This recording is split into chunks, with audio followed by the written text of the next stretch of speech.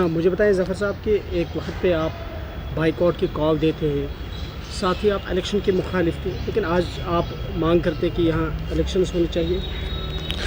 بالکل آپ کا صحیح سوال ہے۔ میں الیکشنز کے خلاف جو ہماری پالیسی رہی ہے، دیکھو اگر آپ حریت کی بات کریں تو حریت میں بھی کچھ لوگ تھے جو الیکشن میں حصہ لینا چاہتے تھے، کچھ لوگ تھے جو بالکل اس سے دور رہنا چاہتے تھے، لیکن میں آپ کی بات یہاں آپ کی توجہ یہاں پہ دلانا چاہوں گا کہ 87 میں جب یہاں پہ لوگوں نے الیکشن میں پارٹیسپیٹ کیا، چاہے اس میں جماعت اسلامیہ سب سے بڑی پارٹی تھی، چاہے اس میں آپ کہیں گے سجاد لون صاحب کے جو والد صاحب تھے لون صاحب، چاہے آپ ان کی بات کریں گے، چاہے آپ محترم مرحوم سعید گیلانی صاحب کی بات کریں گے، چاہے آپ میر وائز نارتھ کشمیر کے جو تھے ان کی بات کریں گے، تو یہ جو سارے لوگ تھے انہوں نے جب الیکشن میں 87 میں پارٹیسپیٹ کیا،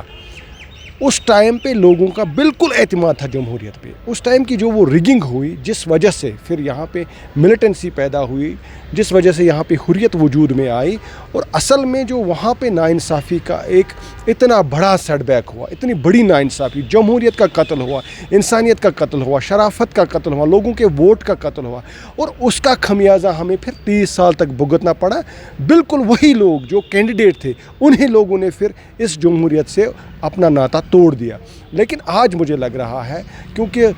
دور بہت آگے آج کی ڈیٹ میں لوگ ڈیولپمنٹ چاہتے ہیں۔ دیکھو گولی بندوق اور گن سے ابھی کچھ حاصل نہیں ہوگا، نہ ہونے والا ہے، نہ وہ اچھا ہے۔ ہمیں ایجوکیٹ کرنا چاہیے لوگوں کو کہ اگر آپ کو ڈیولپمنٹ کرنی ہے، آپ جمہوریت کے طریقے سے، جس کو ہم ووٹ کہتے ہیں، الیکٹورل پالیسی کہتے ہیں، الیکشن سے ووٹ سے سارے مسئلے ہمارے حل ہوں گے۔ اسی لیے میں نے مین سٹریم جوائن کی، اور میں سب تک یہی پیغام پہنچانا چاہتا ہوں کہ ہندوستان میں رہ کر ہمیں وہ ساری چیزیں ملیں گی، لیکن اگر ہماری ایک منتخب حکومت ہو جموں کشمیر کی، جس طرح پہلے جموں کشمیر تھا، یوٹی سے پہلے ایک ریاست تھی، اسی طرح ایک ریاست بنے، اور یہاں کے نمائندے سچے نمائندے، ایماندار نمائندے، باغیرت نمائندے عوام چن کے ان کو لائے اسمبلی میں، اور انشاءاللہ ہمیں امید ہے کہ غریب عوام کو راحت ملے گی۔ شکریہ۔